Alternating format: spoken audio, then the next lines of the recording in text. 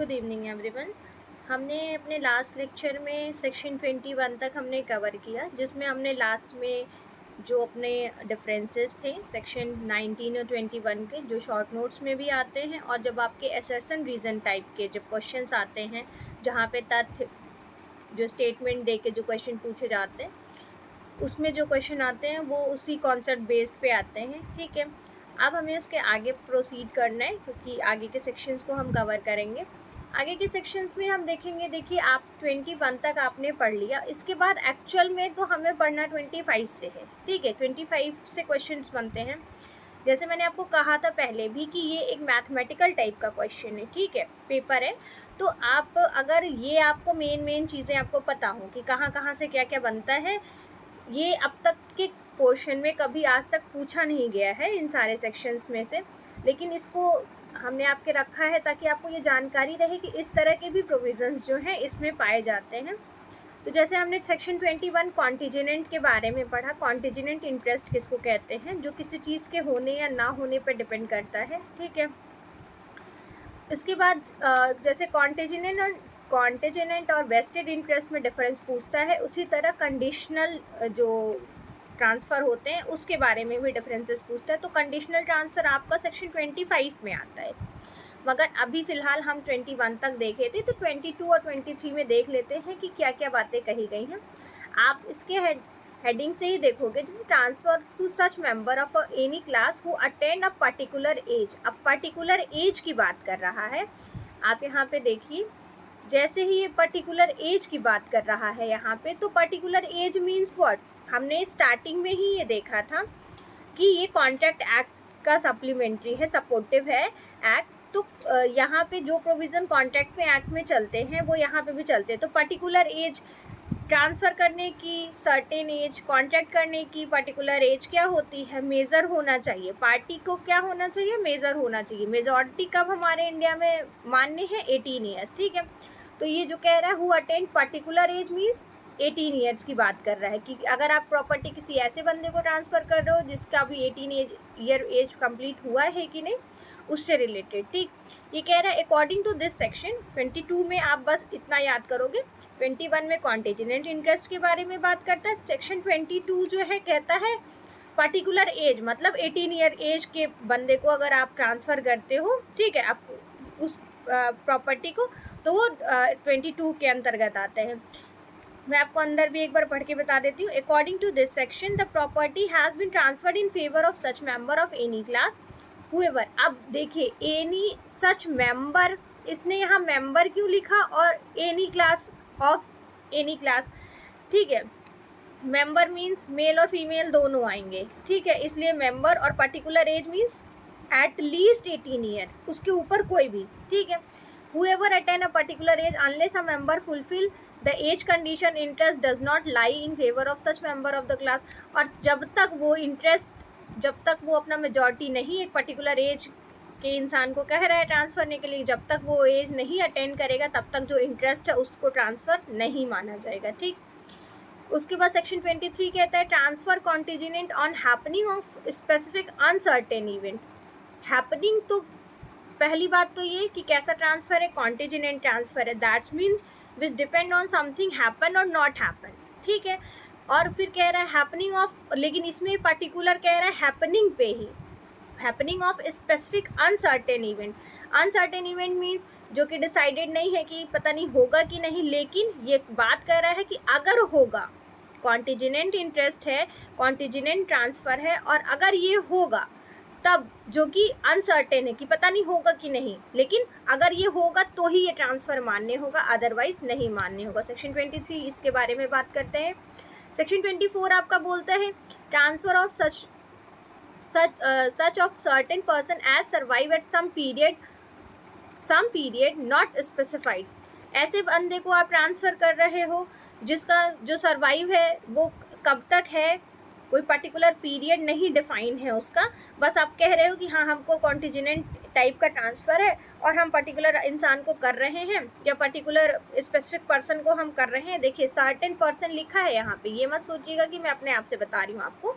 Certain person लिखा है कि किसी सर्टेन पर्सन को आप प्रॉपर्टी ट्रांसफ़र करते हो और वो कॉन्टिजेंट ट्रांसफ़र है क्योंकि, और उसका कोई टाइम पीरियड फिक्स नहीं है, आप बस कह रहे हो कि हाँ हम ट्रांसफ़र करेंगे, उससे रिलेटेड प्रोविज़न आपका 24 में है। जैसे कि मैंने आपको कहा कि सेक्शन 21 आपका शॉर्ट नोट में, लॉन्ग क्वेश्चंस में आते हैं क्वेश्चन लिखने के लिए। 23, 24, 22, 23, 24 नहीं आते। 22 जैसे आपने वो देखा, 22 किससे रिलेटेड था? सेक्शन 22 बात कर रहा है कि ऐसे ट्रांसफ़र का जो पर्टिकुलर एज, मतलब 18 ईयर वाला एज, इसमें मेल और फीमेल दोनों आएंगे। सेक्शन 23 कह रहा है सर्टेन हैपनिंग, ठीक है, किसी अनसर्टेन इवेंट के हैपनिंग पे बात कर रहा है कि कोई ऐसा तथ्य जो कि पता नहीं होगा कि नहीं, लेकिन अगर होगा तो ही ये सेक्शन अप्लाई करेगा। 24, 23, 24 कहता है कोई टाइम फिक्स नहीं है, ठीक है, और पर्टिकुलर स्पेसिफिक पर्सन को अगर आप कोई चीज़ ट्रांसफ़र करना चाहते हो लेकिन उसका कोई पर्टिकुलर टाइम नहीं है, उससे रिलेटेड प्रोविज़न आपके कहाँ मिलेंगे? सेक्शन 24 में मिलेंगे, ठीक। अब हमारा आता है मेन जो हमारा पूछता है क्वेश्चन, वो है सेक्शन 25। ये हमारा एक इम्पॉर्टेंट सेक्शन है, ठीक है, आप इसको अच्छे से पढ़ेंगे। ये आपका आता है, आप इसको बेयर से भी पढ़ सकते हो, ठीक है। बेयर आपके लिए, बेयर यहाँ पे तोड़ के रखी गई है, अभी मैं आपको आगे बताती हूँ, ठीक है।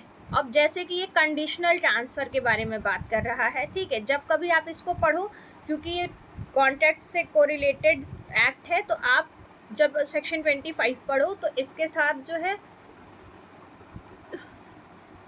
साथ जो है हमेशा सेक्शन 23 जो कॉन्ट्रैक्ट एक्ट का है, ठीक है, वो हमेशा साथ में इसके आपको पढ़ना है।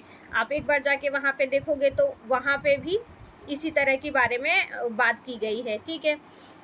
अब मैंने आपको ये बता दिया। अब जो है हम सेक्शन 25 पे आते हैं। सेक्शन 25 हमारा क्या कहता है? देखिए, सेक्शन 25 हमारा कहता है कि कंडीशनल ट्रांसफ़र के बारे में बात कर रहा है। जैसे ही ये बात आती है कंडीशनल ट्रांसफ़र, ठीक, तो कंडीशनल ट्रांसफ़र और कॉन्टिजेंट ट्रांसफ़र इंटरेस्ट दोनों में डिफरेंस है, ठीक है। ये मत, कंडीशन भी किसी चीज़ के कंप्लीट होने पे ही अप्लीकेबल होगा, अदरवाइज नहीं होगा।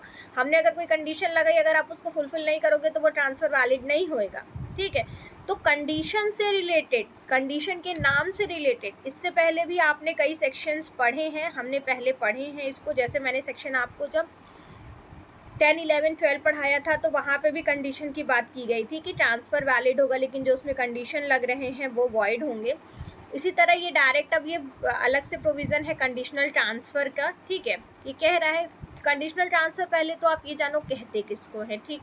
Conditional transfer means that a valid transfer, जैसे ही ये वर्ड आता है आपके पास, एक मिनट, जैसे ही ये वर्ड आता है आपके पास वैलिड ट्रांसफ़र होना चाहिए, ठीक।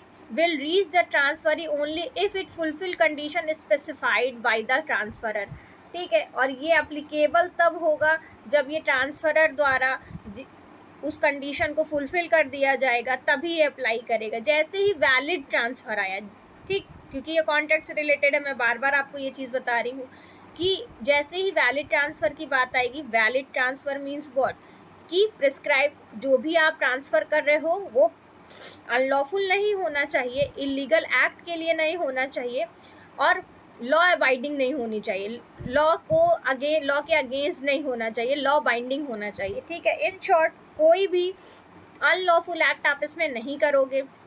वैलिड ट्रांसफ़र करोगे तो उसका जो कंडीशंस हैं ट्रांसफ़र के, या जो बंदा कर रहा है, पार्टीज़ की जो कंडीशन है, कॉम्पिटेंसी है, वो सारी चीज़ें क्या होनी चाहिए? लीगल होनी चाहिए, वैलिड होनी चाहिए, तभी आप वैलिड ट्रांसफ़र कर पाओगे, ठीक है। उसके बाद उसके बाद ये कह रहा है सेक्शन 7 में, जैसे आपने पढ़ा है, section 7 of the transfer of property act empowers the transferor.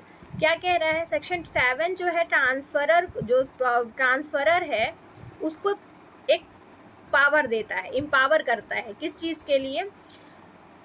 Property conditionally और unconditionally at the time of transfer of property, but such condition must be permitted and prescribed by law. आप condition लगा तो सकते हो, section 7 जो है transferor को ये राइट देता है कि अगर तुम अपनी प्रॉपर्टी को ट्रांसफ़र करते समय कुछ कंडीशन लगाना चाहते हो तो तुम लगा सकते हो, लेकिन वो कंडीशन कैसा होना चाहिए? देखिए, आपके इसमें लिखा हुआ है प्रिस्क्राइब्ड बाय लॉ होना चाहिए, ठीक है, और उसको जो property condition must be permitted, ठीक है, और प्रिस्क्राइब बाय लॉ। कोई अपनी मर्जी से कोई भी कंडीशन आप नहीं लगा लोगे कि जो अनलॉफुल हो या लीगल ना हो, ऐसा नहीं कर सकते हो आप। वैलिड ट्रांसफ़र करने के लिए जो भी वैलिड चीज़ें हैं, लॉफुल है, वही चीज़ें करेंगे, और प्रिस्क्राइब बाय लॉ के थ्रू ही आप कंडीशन उस पर इम्पोज कर सकते हैं, ठीक है। अगर आपको वहाँ पे परमिशन दी गई है पर्टिकुलर चीज़ की, तो ही आप ये काम कर सकते हो, ठीक है। The condition impose by the transferor at the time of transfer R of 3 type. आप कह रहे हैं कि कंडीशन तो इम्पोज करने की बात की जा रही है, सेक्शन 7 उसको ट्रांसफरर को, जो ट्रांसफ़र कर रहा है, मान लीजिए मैं ट्रांसफरर हूँ, आपको अपनी प्रॉपर्टी ट्रांसफ़र करती हूँ, तो मुझे सेक्शन 7 से ये सपोर्ट मिल रहा है कि मैं कंडीशन इम्पोज कर सकती हूँ। बट कैसा कंडीशन इम्पोज करूँगी? कंडीशनल, ठीक है, जो प्रिस्क्राइब बाय लॉ होगा उसको मैं इम्पोज कर सकती हूँ। और कह रहा है कि कंडीशन, कितने तरह की कंडीशन आप लगा सकते हो, ठीक है। तो यहाँ पे आप देखोगे 3 तरह की कंडीशन आप लगा सकते हो। कौन कौन सा? Antecedent condition. Antecedent को आप कंडीशनल प्रेसिडेंट भी कहते हैं, ठीक है। आप बेयर में जब देखोगे तो वो कंडीशनल प्रेसिडेंट के नाम से पाया जाता है। या तो सब्सिक्वेंट कंडीशन लगा सकते हो ट्रांसफ़र पे, या प्रेसिडेंट कंडीशन लगा सकते हो, या फिर एंटी डिसेंट लगा सकते हो, और एक है कोलेटरल। मैं इन तीनों का, जैसे पूर्ववर्ती शर्त, ठीक है। पूर्ववर्ती शर्त मतलब क्या होता है कि जब आप ट्रांसफ़र के मैं अपनी प्रॉपर्टी आपको ट्रांसफ़र करना चाहती हूँ, मैं गई आपको प्रॉपर्टी ट्रांसफ़र करने के लिए, लेकिन उसके पहले ही मैंने कुछ शर्तें लगाई कि आप ये कॉन्ट्रैक्ट साइन करने से पहले, इस डीड पे साइन करने से पहले आप इस कंडीशन को पूरा करो, तो मैं आपके साथ एग्रीमेंट करूँगा, ठीक है। इसको कहते हैं पूर्ववर्ती शर्त, मतलब एंटी डिसेंट कंडीशन, या फिर इसको कंडीशन प्रेसिडेंट भी कहा जाता है, ठीक है। फिर दूसरा आता है सब्सिक्वेंट। सब्सिक्वेंट कंडीशन क्या होता है कि आपने ट्रांसफ़र करा, उस सेम ट्रांजैक्शन में ट्रांसफ़र के साथ ही आपने कुछ कंडीशंस लगाई, जो कि कॉन्ट्रैक्ट साइन करने के बाद जब वो कंडीशन आपके ऊपर बाउंड हो जाएगा, ट्रांसफ़र आपके ऊपर बाउंड हो जाएगा, उसके साथ कुछ कंडीशन लगे, आप उसको फुलफिल जब करोगे, उसको कहते हैं सब्सिक्वेंट, मतलब बाद वाला, ठीक।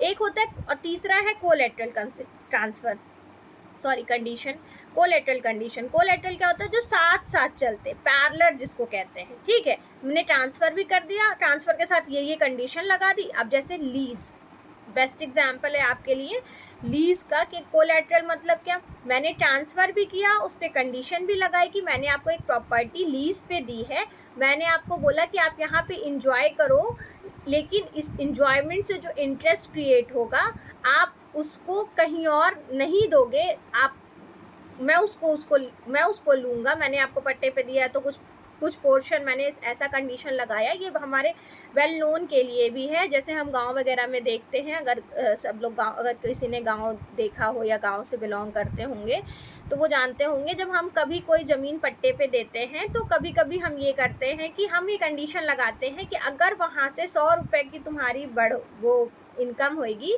तो उस इनकम के 100 रुपये में 20 रुपया मेरा होगा। तो ये क्या है? हमने प्रॉपर्टी भी ट्रांसफ़र कर दी किसके थ्रू? लीज़ के थ्रू, और हमने इस पे जो कंडीशन लगाया वो पैरेलल चल रहा है। तो ये क्या है? कोलेटरल कंडीशन के साथ हमने आपको प्रॉपर्टी ट्रांसफ़र कर दी, ठीक है।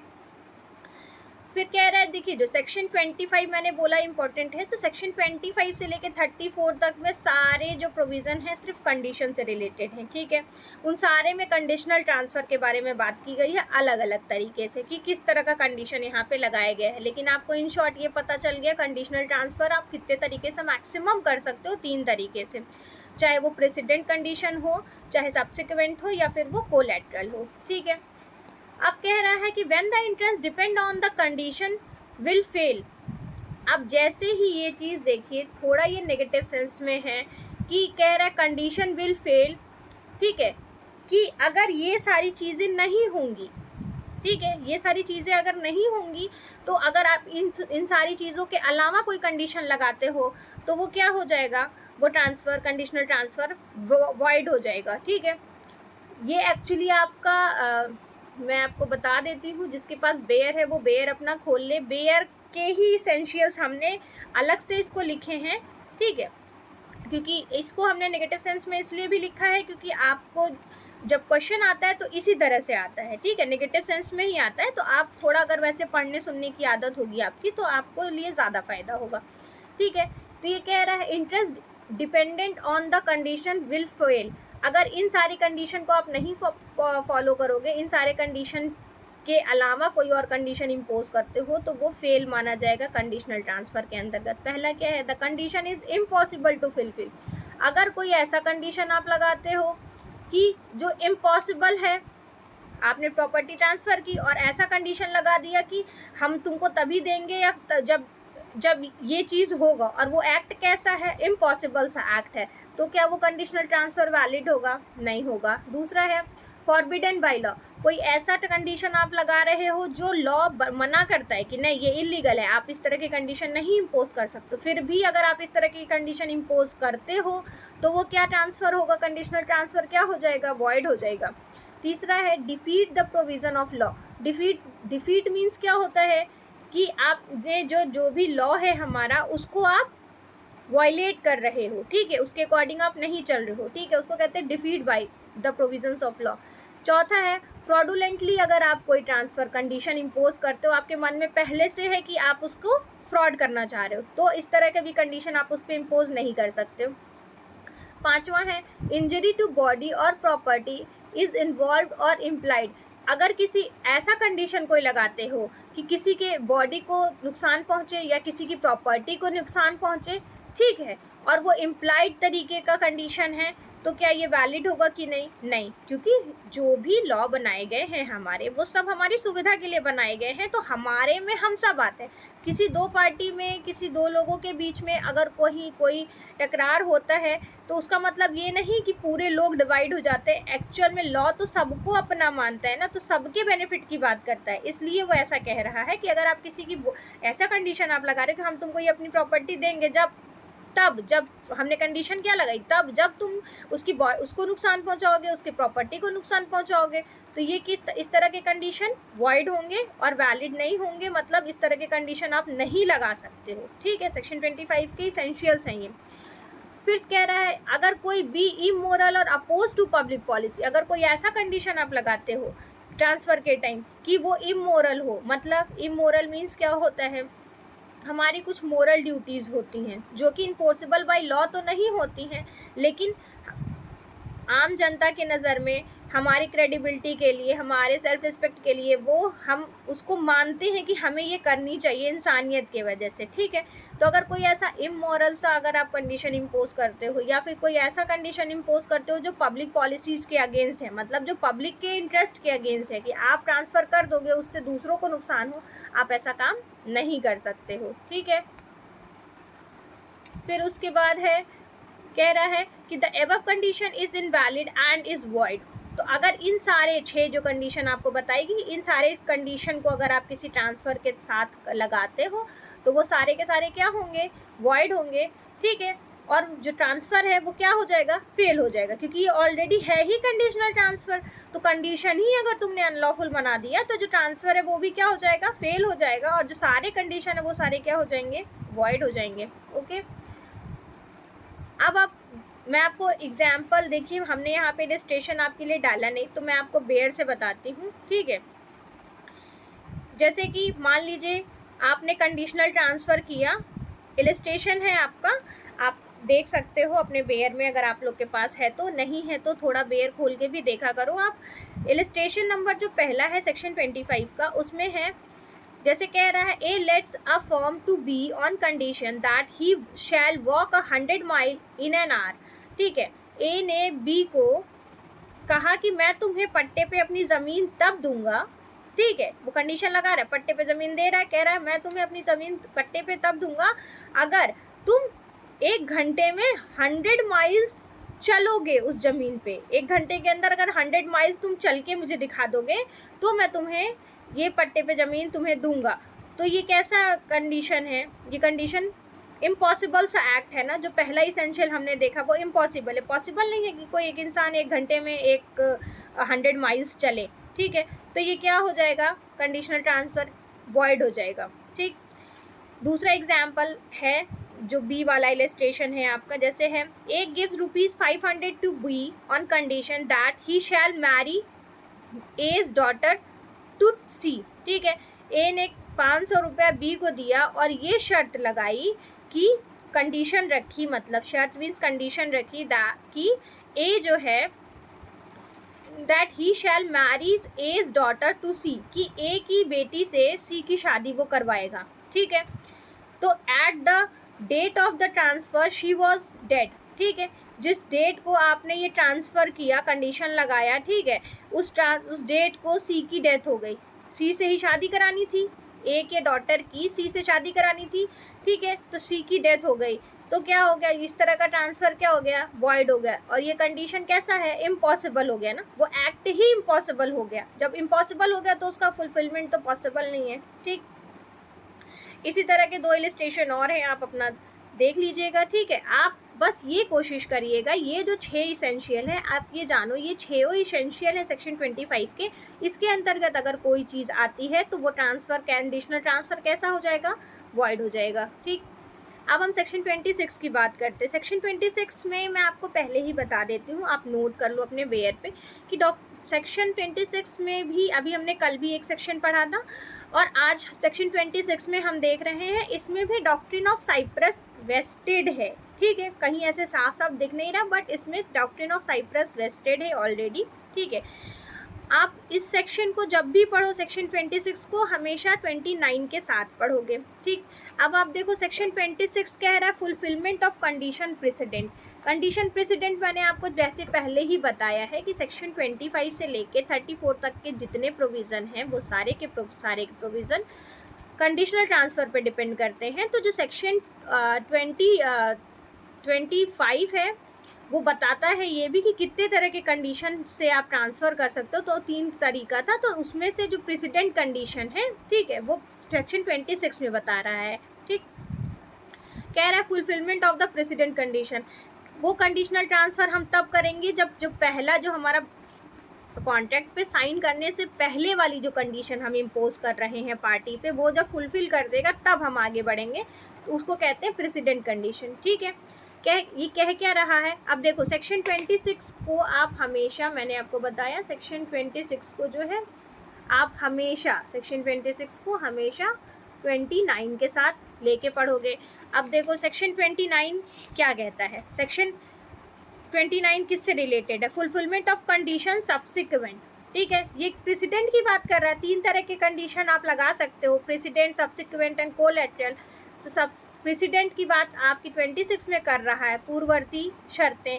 ठीक है, और 29 में सब्सिक्वेंट, पश्चातवर्ती शर्तें के बारे में बात कर रहा है, इसलिए आप साथ पढ़ोगे। ठीक, अब देखो सेक्शन, एक मिनट, सेक्शन 26 क्या कहता है, कंडीशन प्रेसिडेंट की बात कर रहा है। कह रहा है precedent condition means that the transfer gets vested interest on fulfilment.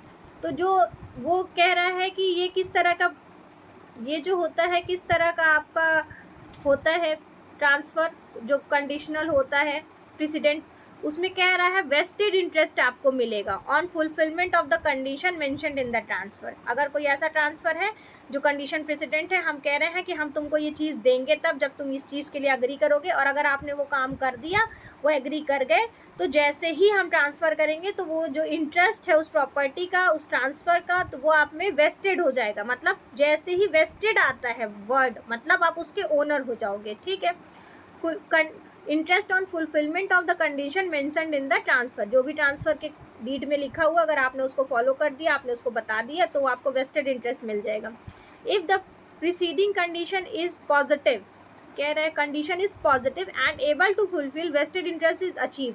अगर कंडीशन कुछ ऐसी है जो पॉजिटिव है, मतलब किसी को नुकसान पहुँचाने वाली नहीं है, सब कुछ वैलिड है, तो जो जैसे ही ट्रांसफ़र होगा तो जो उसमें आप जो वेस्टेड इंटरेस्ट है अपने आप अचीव कर लोगे, मतलब पा लोगे। फिर कह रहा है if the preceding condition is compiled with substantially the vested interest will be achieved. और अगर ऐसा कुछ है कि उस कंडीशन को आप जैसे ही फॉलो करना शुरू करोगे तो उसके साथ साथ ही आपके कंडीशन कंप्लीट होते जाएंगे, तो भी आपको वेस्टेड इंटरेस्ट मिल जाएगा और आप उसको अचीव कर लोगे जैसे ही वो ट्रांसफ़र होगा। मतलब इन शॉर्ट 26 कह रहा है प्रेसिडेंट कंडीशन के बारे में बात कर रहा है, और जैसे ही आप प्रेसिडेंट कंडीशन के बारे में बात कर रहा है, जैसे ही आप उसको फुलफिल करोगे तब जैसे ही ट्रांसफ़र होगा वो आपको वेस्टेड इंटरेस्ट मिल जाएगा। वेस्टेड इंटरेस्ट का मतलब होता है कि आप ओनर की तरह उस पर बिहेव करोगे। ठीक है, इतनी चीज़ें समझ में आई। और ट्रांसफ़र जो वेस्टेड इंटरेस्ट मिल रहा है, जो कंडीशन है प्रेसिडेंट की, वो कैसी है? पॉजिटिव है। 3 चीज़ें। ठीक, उसके बाद सेक्शन 27 कहता है, आप 26 पढ़े, अब 26 के साथ मैंने बोला 29 साथ साथ में पढ़ो। वो प्रेसिडेंट के बारे में बात कर रहा है, प्रेसिडेंट कंडीशन के बारे में। सेक्शन 29 आपका सब्सिक्वेंट कंडीशन के बारे में बात करता है। सेक्शन 29 आप देखिए, हम सेक्शन 29 साथ साथ में पढ़ते चलेंगे। वो कह रहा है कि fulfilment of condition subsequent, according to this section the subsequent condition should be fully compiled with. ठीक है, जैसे ही उसका कंपाइल्ड, जैसे ही आप उसको फुलफ़िल करोगे, कंडीशन हमने लगाई है कि हम एग्रीमेंट के बाद जो हमने ट्रांसफ़र पे कंडीशन लगाई है, आप उसको कंप्लीट कर दोगे तो वो ट्रांसफ़र जो है कैसा हो जाएगा? वैलिड हो जाएगा। और उस किस तरह का कंडीशनल ट्रांसफ़र माना जाएगा? सब्सिक्वेंट, क्योंकि उसको पश्चातवर्ती कंडीशंस के साथ उसको जो है वहाँ पे रखा गया है। ठीक है, अब आप सेक्शन 26 हमने देख लिया, 29 देख लिया, अब हम देखेंगे सेक्शन 27। ठीक, 27 क्या कहता है? सेक्शन 27 कहता है condition transfer to one person with transfer to another failure of prior disposal of the other person. ठीक, इसमें एक डॉक्ट्रिन है। कौन सा डॉक्ट्रिन है? मैंने आपको 26 में भी बताया था कि कौन सी डॉक्ट्रिन वहाँ पे काम करती है, डॉक्ट्रिन ऑफ साइप्रस की। ठीक है, हमने कंडीशन प्रेसिडेंट मान लीजिए लगाया, और अगर एज इट इज़ हम नहीं फॉलो करते बट उससे मिलता जुलता उतने ही बेनिफिट के लिए लॉफुल है कोई चीज़, अगर हम उसको कर देते हैं तो वो भी माना जाएगा। इसीलिए वहाँ पे डॉक्ट्रिन ऑफ साइप्रस वेस्टेड है। लास्ट लेक्चर में जो कल वाली हमारी लेक्चर थी, हमने उसमें आपको बताया था कि डॉक्ट्रिन ऑफ साइप्रस कहते किसको है। ठीक, अब देखिए ये कह रहा है 27 क्या कह रहा है कि इसमें डॉक्ट्रिन ऑफ एसिलरेशन वेस्टेड है अपने आप में। इंग्लिश में जैसे एसिलरेशन लिखा हुआ है, बहुत ही इजी है ये चीज़ समझना कि जैसे ही एसिलरेशन की बात कर रहा है, मतलब जब आप बाइक चलाओ, स्कूटी चलाओ, ठीक है, कहते हैं एसिलरेट करो। ठीक है, फिजिक्स में भी हम पढ़ते हैं एसिलरेशन मतलब किसी भी चीज़ को तेज़ी से आगे ले जाना या बढ़ाना। ठीक है, प्रोसीड करने को एसिलरेशन कहते हैं। तो यहाँ पे भी डॉक्ट्रिन ऑफ एसिलरेशन वेस्टेड है। इसमें क्या कह रहा है? Condition transfer to one person with transfer to another failure of the prior disposal of the other person. कह रहा है कि अगर कोई ट्रांसफ़र आप ऐसा करते हो, ठीक है, ऐसा कंडीशन लगा के करते हो, किसी एक पर्सन को कुछ कंडीशन लगा के आपने ट्रांसफ़र किया और कह रहे हो कि वो हम तुम्हें ट्रांसफ़र कर रहे हैं, लेकिन जैसे ही तुम फिर ये प्रॉपर्टी किसी और को ट्रांसफ़र करोगे तो जो पहला वाला जो हमने कंडीशन लगा के तुमको ट्रांसफ़र किया था वो क्या हो जाएगा? डिस्पोज ऑफ हो जाएगा। मतलब वो दूसरे वाले पर्सन को तुम नहीं वो दे सकते हो, वो जो भी ट्रांसफ़र का कंडीशन था वो डिस्पोज ऑफ हो जाएगा, फिर आप नया कंडीशन लगा के आप उसको ट्रांसफ़र करोगे। ठीक है, एसिलरेट कर रहा है कि एक बंदे ने दूसरे बंदे को ट्रांसफ़र किया, फिर वो बंदा भी किसी और को ट्रांसफ़र कर रहा है। ठीक, तो जो कंडीशन मैंने आपको लगा के ट्रांसफ़र किया था वो आप तक ही वैलिड है। जब आप उसको आगे किसी और को ट्रांसफ़र करोगे, ठीक है, तो वो 2 हो जाएगा ना, क्योंकि ऑलरेडी कुछ पावर्स तो उसके पास है। ठीक है, कंडीशन उसने फुलफ़िल किए थे, उसके बाद वो चीज़ उसने अचीव की है, फिर वो कुछ और कंडीशन लगा के उसको और आगे किसी और बंदे को ट्रांसफ़र कर दे रहा है, एसिलरेट कर रहा है, आगे बढ़ा रहा है। ठीक, इसलिए डॉक्ट्रिन ऑफ एसिलरेशन यहाँ पे वेस्टेड है। ये सेक्शन कहता क्या है? The basis of this principle is general principle of English law. ये किस तरह के प्रिंसिपल पे बेस्ड है? ये general principle of English law पे बेस्ड है डॉक्ट्रिन ऑफ एसिलरेशन, क्योंकि इसमें पाया जाता है that in the failure of a legitimate prior interest the subsequent interest created in the same transaction shall come into force immediately. कह रहा है कि अगर प्रायर इंटरेस्ट, क्योंकि इंग्लिश लॉ पे डिपेंड कर रहा है, ठीक है, कह रहा है अगर लेजिटिमेट प्रायर इंटरेस्ट मतलब क्या होता है? वैध, ठीक है, लीगल। अगर लेजिटिमेट प्रायर इंटरेस्ट अगर कहीं किसी ट्रांसफ़र में लगा हुआ है, ठीक है, और अगर वो फेल कर जाता है, ठीक, मतलब इन शॉर्ट समझो कि हमने किसी एक ट्रांसफ़र पे 2 कंडीशन लगा रखी है, ठीक। हमने बोला पहले आप इस कंडीशन को फुलफ़िल करोगे, फिर आप जब ये हो जाएगा और जैसे ही इसका टाइम ख़त्म होएगा तो दूसरा वाला जो कंडीशन है वो अपने आप एक्सेलरेट हो जाएगा, मतलब वो जुड़ जाएगा, फिर भी आपके उस ट्रांसफ़र के साथ ये वाला कंडीशन चलता रहेगा। तो कह रहा है अगर प्रायर लीगल इंटरेस्ट जो है वो समाप्त हो जाता है तो जो सब्सिक्वेंट इंटरेस्ट क्रिएट है सेम ट्रांजैक्शन सेम प्रॉपर्टी पे, वो अपने आप क्या हो जाएगा, इमीडिएटली एक्टिव हो जाएगा, मतलब इन्फोर्स हो जाएगा। आप ये नहीं कह सकते हो कि अरे मैं एक कंडीशन लगा था वो तो हो हट गया तो फिर वो कंडीशनल ट्रांसफ़र जो है वो कंप्लीट हो गया, नहीं। उसके साथ हमने 2 लगा रखे हैं, तो जैसे ही प्रायर वाला ख़त्म होता है दूसरा वाला इमीडिएट एक्शन में आ जाएगा, यही वो कह रहा है। इसी को प्रिंसिपल ऑफ एक्सेलरेशन कहते हैं, ठीक। इसके जो इसेंशियल्स हैं, ठीक है, इसके जो इसेंशियल्स हैं, आप इसेंशियल्स इसके देखोगे, आवश्यक शर्तें जो हैं इसके, ठीक है। पहला क्या है, the former and subsequent interest are required to be created by the same transaction of the property. तो एक ही प्रॉपर्टी है, ठीक है, कंडीशनल ट्रांसफ़र है, और एक ट्रांसफ़र में आपने 2 कंडीशंस लगा रखे हैं, एक प्रायर और एक सब्सिक्वेंट। तो सब्सिक्वेंट वाला जब जैसे ही प्रायर वाला इंटरेस्ट ख़त्म होता है तो सब्सिक्वेंट अपने आप लागू हो जाता है। तो वो यही बात वो कह रहा है कि subsequent interest are required to be created by the same. जो सब्सिक्वेंट इंटरेस्ट है आपका, जो सब्सिक्वेंट इंटरेस्ट है वो सेम ट्रांजेक्शन ऑफ प्रॉपर्टी होना चाहिए, transfer of property. That's mean कि ये जो है जितना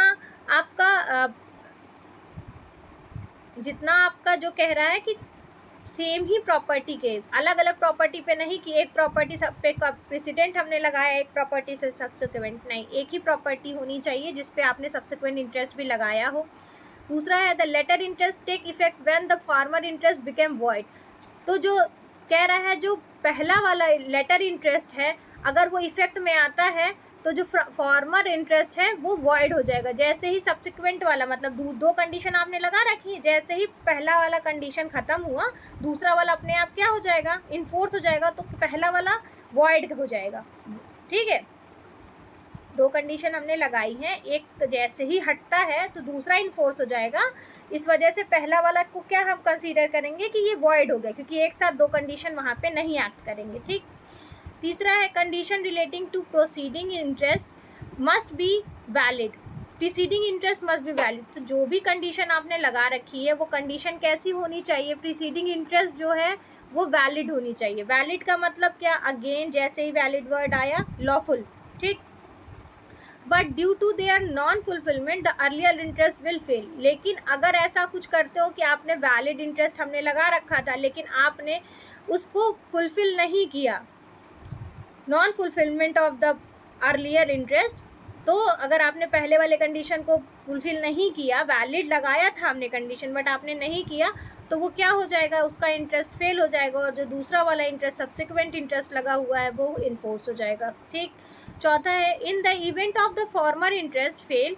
और अगर कभी ऐसा है फॉर्मर इंटरेस्ट फेल हो गया, पहला वाला जो फॉर्मर मतलब क्या, ओरिजिनल, ठीक है, formal interest fail, the latter interest shall come into force immediately. जो मैंने आपको ऊपर बताया डॉक्ट्रिन ऑफ एक्सेलरेशन की स्पेशलिटी क्या है, एक जैसे ही हटेगा दूसरा अपने आप एक्सेलरेट हो जाएगा, मतलब वो सपोर्ट के लिए खड़ा है कि ये नहीं कर पा रहा तो मैं कर रहा हूँ, उस पर कंडीशन लगा है और ये ट्रांसफ़र कैसा है, कंडीशनल है, ठीक है। अब आप सेक्शन 28 पढ़ोगे, सेक्शन आई होप 27 आपको समझ में आ गया होगा। सेक्शन 28 है ulterior transfer conditional on happening और non happening of specific event. अब देखिए जैसे ही ये वर्ड आता है हैपनिंग और नॉन हैपनिंग, एक मिनट, जैसे ही ये वर्ड आता है हैपनिंग और non happening of specified event, जैसे ये वर्ड आता है तो इस वर्ड के आने का क्या मतलब है, कह रहा है कि अगर कोई ट्रांसफ़र आपने करा, ठीक है, वो कंडीशनल हैपनिंग और नॉन हैपनिंग जनरली हम कहाँ बोलते हैं, कॉन्टिजेंट में कहते हैं ना। जब कोई कॉन्टिजेंट कॉन्ट्रैक्ट करते हैं या कॉन्टिजेंट इंटरेस्ट होता है तो वो किस पे डिपेंड होता है, which was depend on something happening और नॉन हैपनिंग, ठीक है। तो ये कह रहा है कि कोई कंडीशनल ऐसा ट्रांसफ़र है जो किसी कार्य के होने या ना होने पे, स्पेसिफिक इवेंट के होने या ना होने पे डिपेंड करता है। उस तरह की चीज़ों को आप किसके अंतर्गत, कौन से सेक्शन के अंतर्गत देखोगे, तो सेक्शन 28 के अंतर्गत देखोगे, ठीक है। अब वो क्या कह रहा है, देखिए, according to this section with the transfer of property, इस सेक्शन के अकॉर्डिंग जब हम प्रॉपर्टी ट्रांसफ़र करते हैं, द इंटरेस्ट बिकेम वेस्टेड, तो जो जो इस पे इंटरेस्ट क्रिएट होता है वो कैसा इंटरेस्ट क्रिएट होता है, वेस्टेड इंटरेस्ट क्रिएट होता है, ठीक, in the transferee, and in case of occurrence or non-occurrence of any specific uncertain event, the same interest is passed to the another person. कह रहा है कि हम जब कोई कंडीशन लगाते हैं, ठीक है, और कोई कंडीशन लगा कि किसी को ट्रांसफ़र करते हैं और वो ट्रांसफ़र उस पर डिपेंड करता है कि पर्टिकुलर इवेंट होगा या नहीं होगा, ठीक, तो अगर हमने उसको ट्रांसफ़र किया तो जैसे ही हमने ये कंडीशन के साथ उसको ट्रांसफ़र किया, जैसे ही वो चीज़ होगी स्पेसिफिक इवेंट से रिलेटेड, तो वो क्या हो जाएगा, वेस्टेड इंटरेस्ट उसमें मिल जाएगा, क्योंकि हमने वही लगा के ट्रांसफ़र ही किया है। और अगर ऐसा होता है कि वो नहीं होता है, केस ऑफ ऑकरेंस और non occurrence specific uncertain event, the interest is pass to another person, और अगर ऐसा नहीं होता है, उसके होने या ना होने पे मान लीजिए जो आपने कंडीशन लगाया है, अगर वो नहीं होता है तो जो सेम इंटरेस्ट जो भी फॉलो करेगा या जिस भी स्पेसिफिक इवेंट में वो होगा, वो प्रॉपर्टी उसके पास अपने आप चली जाएगी, पास टू अनदर पर्सन। यहाँ पे लिखा है ना, देखिए ये लिखा है ना, अनसर्टेन इवेंट है, the same interest is pass to another person. हमने एक कंडीशन लगा के, जैसे होते हैं ना स्टैंडर्ड कॉन्ट्रैक्ट, अगर आप हमारी कंडीशन को मानते हो तो ठीक है, नहीं मानते हो तो फिर आपका आना, आप अपनी मर्जी से आए हो, मैं आपको बुलाने नहीं गया था। तो सेम कंडीशन यहाँ पे है कि जब इंटरेस्ट जो है हमने जो लगाया है वो पर्टिकुलर इवेंट पे है, वो हैपनिंग और नॉन हैपनिंग पे डिपेंड करता है। अगर वो उसने कंडीशन फुलफिल कर दी तो ठीक, नहीं करी तो वो सेम इंटरेस्ट के साथ, वेस्टेड इंटरेस्ट के साथ, वो किसी और अदर पर्सन जो भी उसको फुलफिल करेगा उसके पास पहुँच जाएगा, ठीक है। फिर कह रहा है कि जो भी ये सारे सेक्शन है 10, 12, 21, 22, 23, 24, 25 एंड 27, इन सब पे इस कंडीशन का कोई इफ़ेक्ट नहीं होगा। क्यों ये कह रहा है ऐसी बात, क्योंकि सेक्शन 10 भी कंडीशन की बात करता है, ठीक है, सेक्शन 12 भी कंडीशन की बात करता है, सेक्शन 21 कॉन्टिजेंट की बात कर रहा है जो कि हैपनिंग एंड नॉन हैपनिंग से रिलेटेड है, सेक्शन 22, 23, 24 अभी हमने पढ़ा, ठीक है, वो भी कंडीशन पे डिपेंड कर रहा है कि पर्टिकुलर क्लास ऑफ पर्सन को आप देते हो, ट्रांसफ़र करते हो, तो वो पर्टिकुलर कंडीशन तो हम उसमें भी लगा रहे हैं, ठीक है। तो उन सारे कंडीशन को ये इफ़ेक्ट नहीं करेगा, ये सिर्फ अपने कंडीशन को इफ़ेक्ट करेगा। अगर कोई चीज़ इन सारे सेक्शंस के अंतर्गत आती है तो वहाँ पे सेक्शन 28 अप्लाई नहीं करेगा, ठीक है। अब आप देखो सेक्शन 29 हमने ऑलरेडी पढ़ लिया है, सेक्शन 29 तक हमने पढ़ लिया, 26 के साथ हमने 29 पढ़ा था, ठीक है। अब हम देखेंगे सेक्शन 30 क्या कहता है। सेक्शन 30 हमारा कहता है, देखिए आपके क्वेश्चंस यहाँ तक पूछते हैं, फिर 30 से क्वेश्चन फिर नहीं पूछा जाता है जनरली, फिर वो डायरेक्ट आप जो है आपको पता ही 34 तक कंडीशनल ट्रांसफ़र ही चल रहा है, फिर 35 से आपके क्वेश्चन बनते हैं जो कि डॉक्ट्रिन ऑफ इलेक्शन है। और मैंने आपको डॉक्ट्रिन ऑफ इलेक्शन सेक्शन 35, 41 और 43 मैंने आपको पहले ही सेक्शन 7 के साथ ही आपको कोरिलेट करके वहाँ पढ़ा दिया था। अभी मैं आपको हल्का फुल्का ये बता देती हूँ कि आप जानो कि कौन से सेक्शन में क्या लिखा है, बट यहाँ से क्वेश्चंस कभी बनते नहीं हैं। सेक्शन 30 जैसे कह रहा है, prior disposal not to be affected, अगर कोई affected by invalidity of ulterior disposition, ठीक है, अगर कोई प्रायर डिस्पोजल हो जा रहा है, ठीक है, कॉन्ट्रैक्ट के पहले, ट्रांसफ़र के पहले, प्रॉपर्टी ट्रांसफ़र के पहले ही अगर कोई नुकसान हो जा रहा है तो वो जो है, जो हम उसके बाद ट्रांसफ़र करेंगे वो उस पर कोई इफ़ेक्ट नहीं डालेगा, ठीक है। Not to be affected by invalidity of ulterior disposition, ठीक है, तो हम ट्रांसफ़र करने के बाद जो डिस्पोजिशन होगा उससे उसका कोई लेना देना नहीं है, क्योंकि जो चीज़ हम जानते ही नहीं हैं, हमारे आने से पहले आपके घर में कौन आया था, फॉर एग्ज़ाम्पल हमारे आने से पहले आपके घर में कौन आया था, हम, और वो क्या किया, वो क्या करके चला गया, मुझे जब वो पता ही नहीं है, फिर जब मैं आऊँगा तो मैं आपसे मेरी जो बात होगी हम उस पर बात करेंगे, ना कि इससे पहले क्या क्या हुआ है, ठीक है।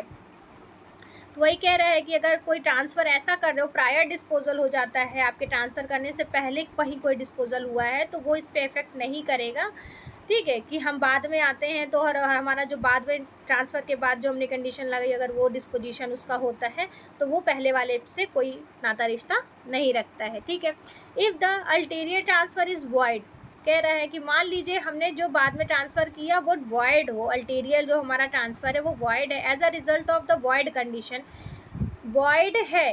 ठीक, कह रहा है ट्रांसफ़र वॉइड है।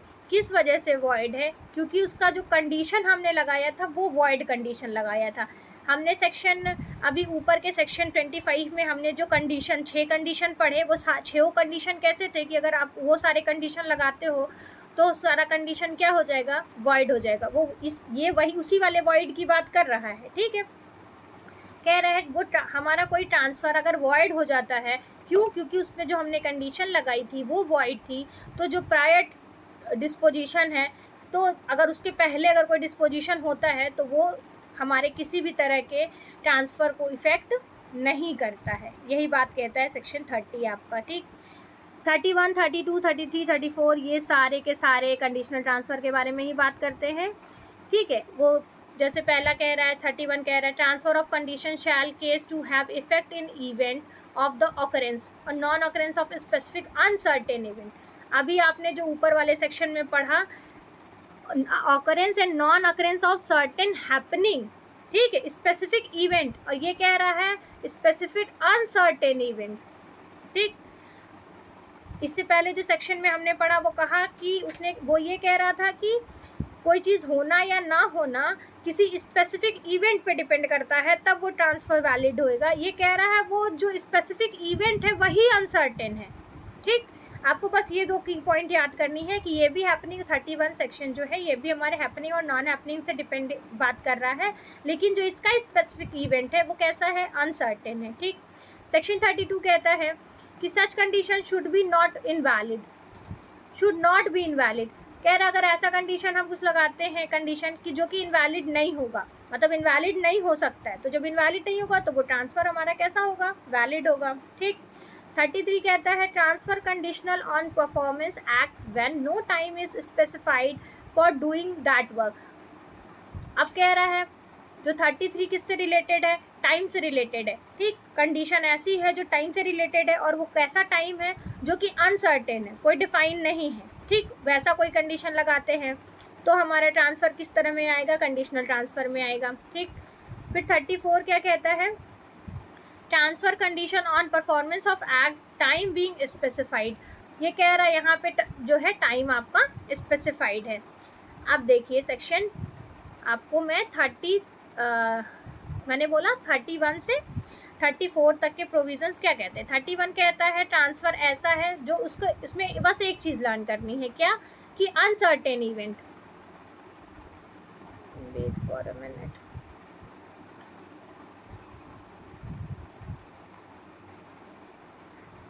थर्टी वन कह रहा है स्पेसिफिक अनसर्टेन इवेंट की बात कर रहा है। 32 कह रहा है कोई इनवैलिड, अगर हम उसमें कोई भी इनवैलिड कंडीशन नहीं लगाते हैं तो हमारा वो कैसा कंडीशनल ट्रांसफ़र होगा? वैलिड होगा।